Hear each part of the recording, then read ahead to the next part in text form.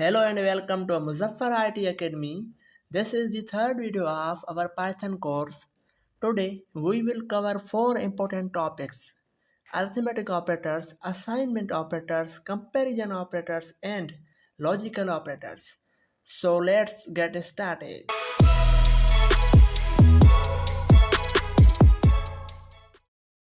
Welcome back. तो अभी तक आपने ये सीरीज ये प्लेलिस्ट बुक मार्क नहीं की है, सेव नहीं की है, तो इस तरह आप यहाँ पर क्लिक करके डन कर सकते हो। तो आपके पास ये प्लेलिस्ट भी सेव हो जाएगी। ठीक है, तो अगर आपने ये पहले दो वीडियोस वॉच नहीं की है तो इसको वॉच कर ले। पहली वीडियो में हमने हेलो वर्ड प्रिंट किया था और इस वीडियो में हमने डेटा टाइप्स और वेरिएबल्स कवर किए थे। आज की वीडियो की तरफ आते हैं। यहाँ पर हम कवर करेंगे ऑपरेटर्स। तो कोड ऐप अगर आपके पास नहीं है तो इस पे अकाउंट बना लीजिएगा। अगर आप चाहते हो VS कोड में कोड करूं तो वो कोड कर सकते हो। ठीक है, तो यहाँ पर हम क्या करते हैं, पढ़ेंगे अरिथमेटिक ऑपरेटर्स। तो क्या करता हूँ, सिंपल एक वेरिएबल क्रिएट करता हूँ a, जिसके अंदर वैल्यू होगी 5, और एक होगा b का वेरिएबल जिसके अंदर रखता हूँ 5। अब क्या करेंगे हम, यहाँ पर मैं करता हूँ प्रिंट a प्लस b। इसका जो आंसर आएगा क्या होगा, इसको हम करते हैं रन।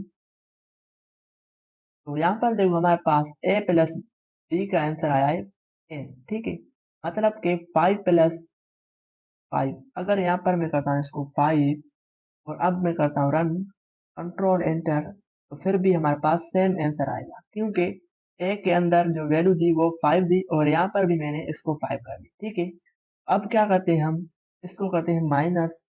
ठीक है, इसको मैं करता हूँ एंटर, यहाँ पर क्लिक।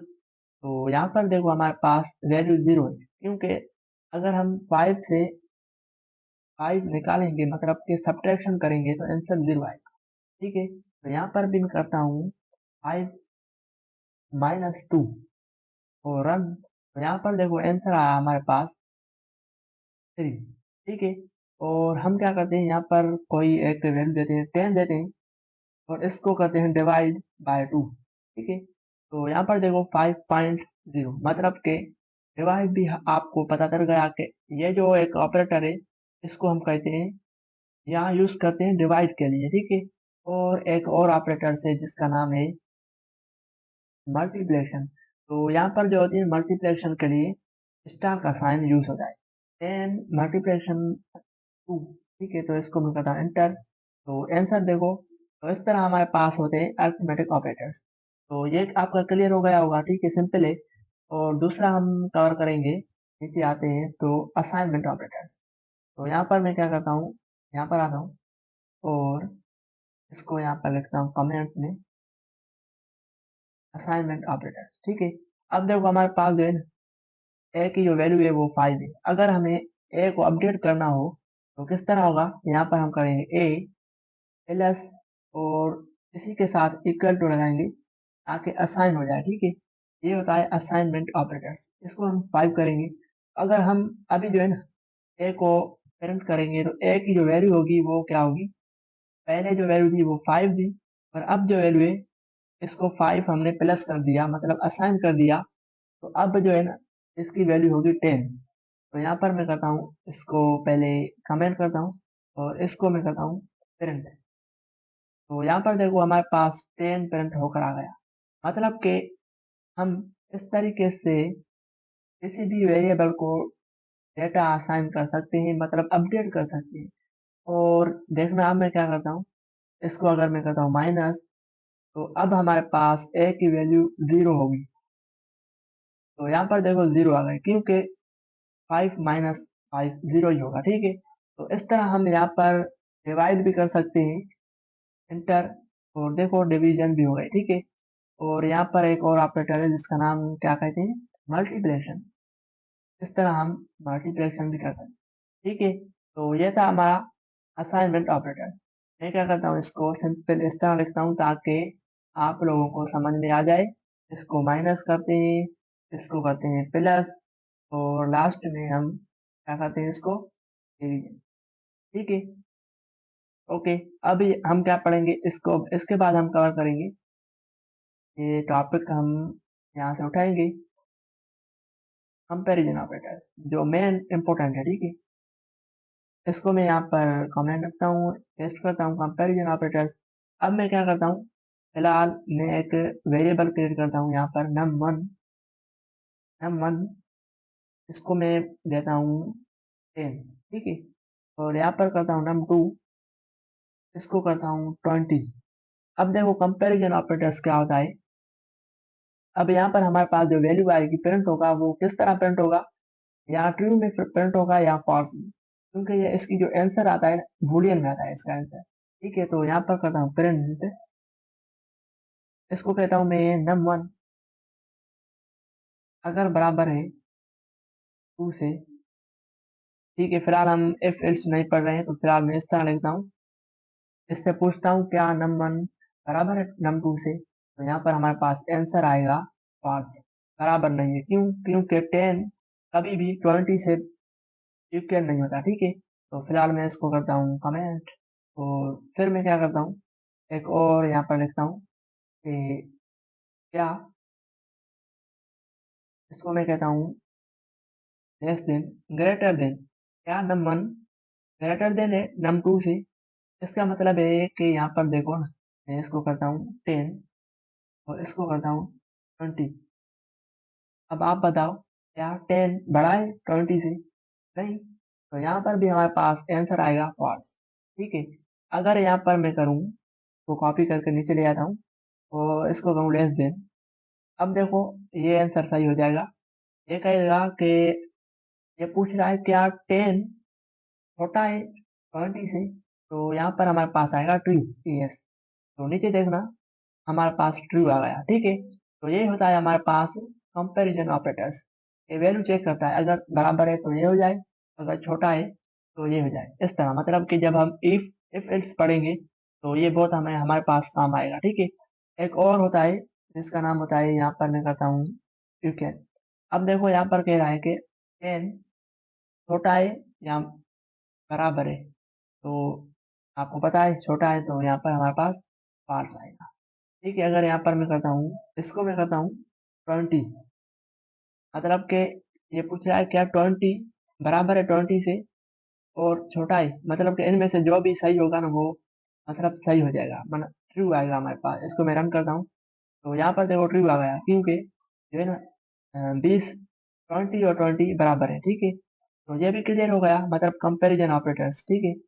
और उसके बाद हम क्या कवर करने वाले हैं, यहाँ पर आकर हम चेक करते हैं लॉजिकल ऑपरेटर। अब देखो लॉजिकल ऑपरेटर्स कैसे काम करते हैं, इसको हम जो है ना जब हम इफ एल्स पढ़ेंगे तो डिटेल में कवर करेंगे। फिलहाल मैं आपको समझा देता हूँ कैसे काम करते हैं।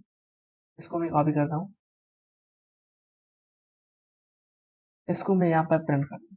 अब देखो मैं क्या करता हूँ, एक वेरिएबल क्रिएट करता हूँ लॉजिकल ए। फिलहाल हमारे पास जो है ना ऊपर दी ए का वैल्यू है, वेरिएबल है, तो इस तरह हम लिखते हैं लॉजिकल ए। या फिर मैं क्या करता हूँ, सिंपल मैं करता हूँ यहाँ पर प्रिंट। अब देखो ये हमें क्या कहेगा, यहाँ पर लॉजिकल ऑपरेटर्स में जो है ना 3 ऐसे ऑपरेटर्स हैं जिनको आपको याद करना होगा। एक एंड, इनको मैं कमेंट करता हूँ, एक होता है और, एंड एक होता है नॉट, ठीक है। ये 3 ऑपरेटर्स है, तो इनका जो पर्पज है वो क्या है, तो मैं आपको यहाँ पर समझा दूँ। मैं कहता हूँ 2 बराबर है 2 से। अब देखो ना यहाँ पर क्या होगा, ये तो एक वैल्यू हमारा चेक हो रहा है, ठीक है। एक वैल्यू हमारा यहाँ से चेक हो रहा है, उसके बाद हम यहाँ पर कहेंगे एंड क्या 3 बराबर है 3 से। अब देखो इसका जो आंसर आएगा हमारे पास वो आएगा यस बराबर है, और इसका भी आंसर आएगा यस बराबर है। तो दोनों यस होंगे तो हमारे पास जो आंसर आएगा ना इनका वो आएगा ट्रू, ठीक है। तो लास्ट में देखो ट्रू आ गया। मैं क्या करता हूँ, इनको करता हूँ कमेंट पहले वालों को, ओके हो गया। और इसको मैं करता हूँ फिर से रन, तो यहाँ पर देखो ट्रू आ गया। ट्रू क्यों आया, क्योंकि दो कंडीशन हमारे पास यहाँ पर है, पहली कंडीशन भी ट्रू हो रही है और दूसरी कंडीशन भी हमारे पास ट्रू हो रही है, इसलिए हमारे पास आंसर आया ट्रू। अगर हम यहाँ पर आकर इसको करते हैं, ये करते हैं 4, मतलब कि ये पूछेगा अब 2 बराबर है 2 से और एंड 3 बराबर है 4 से। इनमें से जो एक हमारी ये कंडीशन फॉल्स हो रही है, मतलब गलत हो रही है, इसका मतलब है कि दोनों जो इसका आंसर आएगा वो आएगा फॉल्स है, मतलब दोनों गलत हो जाएंगे, मतलब इसका जो क्वेश्चन है ना वो गलत हो जाएगा। इसको मैं रन करता हूँ, तो यहाँ पर देखो पहला वाला जो है वो ट्रू आ गया और यहाँ पर फॉल्स। ठीक है, तो ये था हमारा एंड ऑपरेटर। इसका मतलब है कि जो क्वेश्चन है वो दोनों सही होना चाहिए, मतलब इनका जो क्वेश्चन है कंडीशन दोनों सही होगी तो ये हमारा ट्रू हो जाएगा। उसके बाद हम यहाँ पर इन दोनों को मैं करता हूँ कमेंट। अब यहाँ पर मैं क्या करता हूँ, मैं आर का इस्तेमाल करता हूँ। अब आर क्या करता है, आर ये करता है कि अगर ये सही हुआ और ये गलत हुआ तो ये देखेगा इन दोनों में से एक भी सही हो गया, एक भी आंसर ट्रू आ गया तो ये आंसर देगा हमें ट्रू। इनको मैं रन करके देखता हूँ, तो यहाँ पर देखो हमारे पास जो आंसर आया है वो आया ट्रू, क्योंकि हमारे पास एक कंडीशन ट्रू हो रही है। इसका मतलब है कि जो और ऑपरेटर है वो सिर्फ एक कंडीशन अगर ट्रू आ गई तो वो आंसर में देगा ट्रू। ठीक है, उसके बाद ये नॉट ऑपरेटर क्या करता है, इसका मतलब है कि अगर हमारे पास आंसर, यहाँ पर इसको मैं करता हूँ कमेंट और इसको नीचे ले आता हूँ। ठीक है, देखो अब देखो हमारे पास आंसर बिल्कुल सही है, 3 बराबर है 3 से और 2 बराबर है 2 से, इसका मतलब आंसर सही है। अब यहाँ पर अगर मैं करता हूँ, पहले मैं इसको करता हूँ रन, आंसर सही है तो हमारे पास ट्रू आएगा, और अगर यहाँ पर मैं करता हूँ नॉट, ठीक है, अब देखो हमारे पास जो आंसर आएगा वो आएगा फॉल्स। तो यहाँ पर एक एरर आ गया, तो ये एरर भी आपको सही से देखना होगा। इनवैलिड सिंटैक्स, ओके, ये सिंटैक्स जो है ना हमारे पास इनवैलिड है, तो हमें कामा लगानी पड़ेगी यहाँ पर कामा लगा कर देखते हैं, सही है। ठीक है, अब इसको मैं रन करता हूँ। अच्छा, तो यहाँ पर देखो हमारे पास जो आंसर आ रहा है वो अलग आ रहा है, मतलब कि इसका ट्रू आ रहा है अलग से और इसका फॉल्स अलग से। तो हम क्या करेंगे, यहाँ पर आकर इसको हम करेंगे इस तरह, एक राउंड ब्रैकेट्स के अंदर रखेंगे और इसको भी हम रखते हैं। फिलहाल आपको समझना है कि ये काम कैसे करता है, बाकी आगे जाकर हम जब इस पे प्रोजेक्ट करेंगे तो आपको सही से समझ आ जाएगा। ठीक है, इसको इस तरह रखते हैं और ये जो है नॉट यहाँ पर नहीं लिखेंगे, इसका जो सिंटैक्स है वो इस तरह है। ठीक है, अब हम इसको रन करते हैं तो यहाँ पर हमारे पास आंसर आ गया फॉल्स।